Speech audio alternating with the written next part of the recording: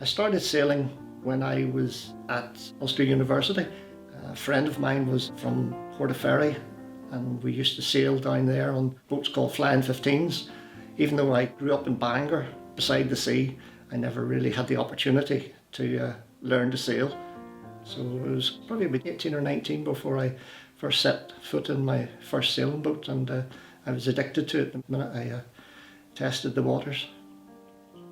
In 2009, I had quite a severe road traffic accident. A fellow who was parked on the side of the road decided to do a U-turn in front of me.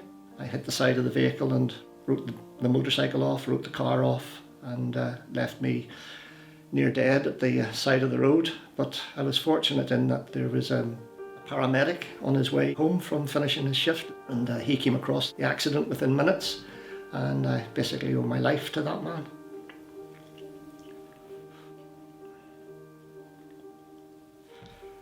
Sorry about that.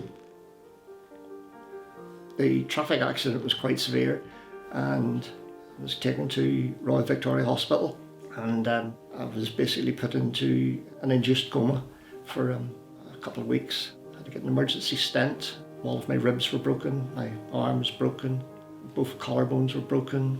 So it was quite an intensive period of recovery. So I was in hospital altogether about 3 months. After I got home, I was in constant pain really for 2 or 3 years. Thereafter, I was on very strong medication. I still had my arm attached, it was still there, but it was limp, lifeless, and there was no sensation in it. And I think about 2018 I decided to get it amputated, but there was other operations, I had along the way as well. So very slowly I came to cope with my disabilities, and I did come round to the idea that I could get back to sailing again and I could continue on with life, because it was as severe as that, there were dark moments. I used a local charity that was just starting up at the time, Foil Sailability. They managed to help me, get my confidence back together again, and but it was a long, slow, uphill struggle. My family probably would have preferred that I didn't go sailing, but it was something I always wanted to do. My wife was always concerned about my abilities to handle the boat by myself, but I didn't just head off into the sunset immediately. I did a number of smaller trips before that. I didn't really ever expect that he would sail home on his own. I think up to the very minute that he left, I kept hoping that he wasn't going to leave. I remember I had St Patrick's Day in St Martin, and then next thing the government closed down everything without any warning whatsoever. And the longer the restrictions went on, the more it became clear that this is not something that's going to disappear in the near future.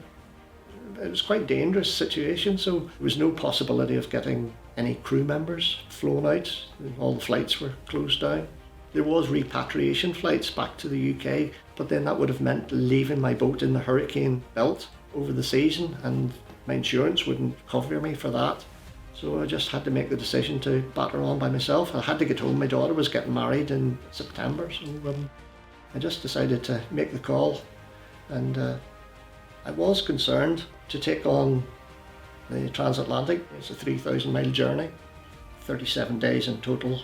I hadn't done that length of a journey before, and I wasn't certain how I'd cope with it, but it turned out to be quite enjoyable.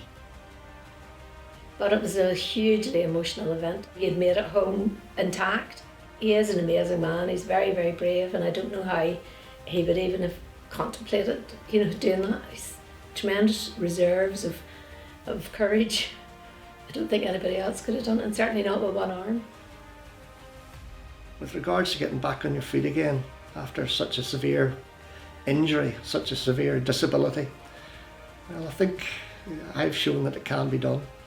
People in similar situations as myself, with maybe greater disabilities than myself, are out there sailing. It can be done. You can get out there, and despite your physical disabilities and despite the mental challenges, when you put your mind to it, you can achieve anything.